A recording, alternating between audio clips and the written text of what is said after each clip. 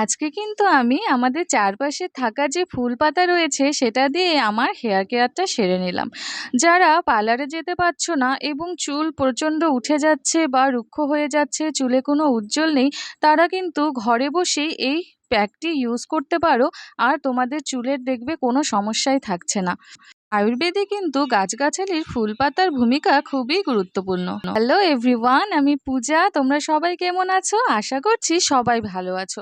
তাহলে চলো দেখে নিই কোন কোন পাতা আমাদের চুলের যত্নে খুব ভালো কাজ করে। দেখো, এখানে আমি সবার আগে নিয়ে নিয়েছি অ্যালোভেরা পাতা, আর আমি এখানে নিয়ে নিয়েছি কারি পাতা, আর নিয়েছি নিম পাতা, আর কিছুটা জবা ফুলের পাতা, আর নিয়ে নিয়েছি জবা ফুল।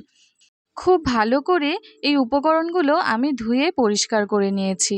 জবা ফুল এবং পাতা এটা কিন্তু আমাদের নতুন করে চুল গজাতে সাহায্য করে আর চুল কালো রাখে।